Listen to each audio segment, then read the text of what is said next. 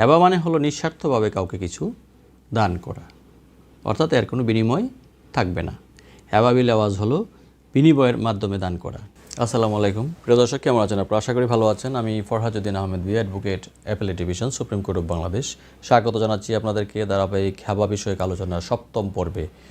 আজকে আমরা আলোচনা করব মুসলিম আইনে হেবা ও হেবা বিল আওয়াজ সম্পর্কিত কিছু গুরুত্বপূর্ণ বিষয় নিয়ে। হেবা বিল আওয়াজের শর্ত এবং বিচারিক কিছু সিদ্ধান্ত নিয়েও আজকে আমরা চেষ্টা করব আলোচনা করার জন্য। আপনি যদি আইন শিক্ষার্থী, আইনজীবী বা সাধারণ দর্শক হন, তাহলে আজকের এই আলোচনাটি আপনার জন্য উপযোগী। প্রিয় দর্শক, তাহলে চলুন আমরা মূল আলোচনায় চলে যাই। হেবা ও হেবা বিল আওয়াজ আসলে কি, এই বিষয়ের ধারণাটি আজকে আমরা একটু পরিষ্কার করার চেষ্টা করব। প্রিয় দর্শক, হেবা মানে হলো নিঃস্বার্থভাবে কাউকে কিছু দান করা, অর্থাৎ এর কোনো বিনিময় থাকবে না। হেবা বিল আওয়াজ হলো বিনিময়ের মাধ্যমে দান করা, অর্থাৎ এটার কিছু কনসিডারেশন থাকবে, এটার কিছু বিনিময় থাকবে। তবে বিনিময় যদি না থাকে সেটি হেবা বিল আওয়াজ নয়। এটা আমরা এটার কিছু জাজমেন্ট আছে। 11 DLR পেজ নাম্বার 445 রিপোর্টেড হয়েছে এটা। আরেকটি জাজমেন্ট আছে 9 DLR পেজ নাম্বার 654। এই দুটি জাজমেন্ট আপনারা দেখে নিতে পারেন প্রিয় দর্শক। আর হেবা বা দানের 3টি শর্ত আছে: দান করার ইচ্ছা, ইন্টেনশন টু গিফট, সম্পত্তির গ্রহণযোগ্যতা বা অ্যাকসেপ্টেন্স, দখল হস্তান্তর বা ডেলিভারি অফ পজেশন।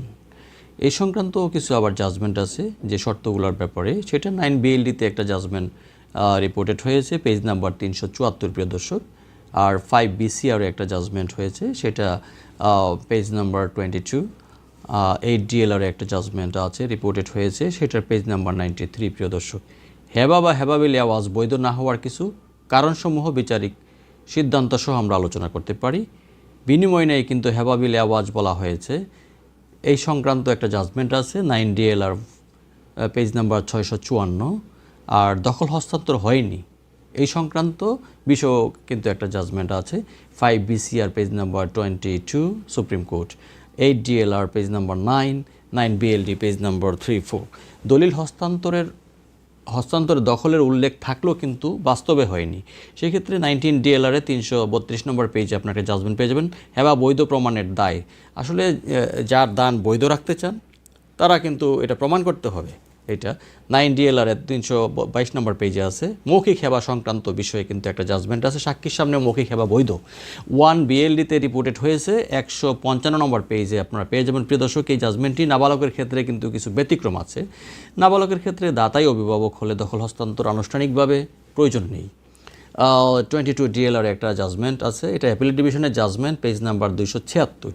আবার ভাড়াটিয়ার ক্ষেত্রে ভাড়াটিয়া থাকলে দলিল হস্তান্তরই দখল হিসাবে গণ্য। 1 BLD এটা একটা জাজমেন্ট আছে পেজ নাম্বার 34।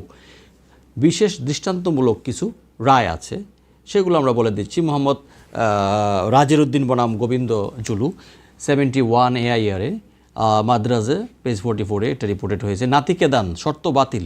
হেবা যদি দখলহীন হয় দাতা যে কোনো সময় তা প্রত্যাহার করতে পারেন। এইটা রিপোর্টেড হয়েছে 8 DLR পেজ নাম্বার 9 আপনারা পেয়ে যাবেন। মুসলিম আইনে দান বা হেবা করার জন্য কেবল কাগজে কলমে দলিল নয়, বরং দখল হস্তান্তর এবং সদিচ্ছার প্রমাণ অত্যন্ত গুরুত্বপূর্ণ।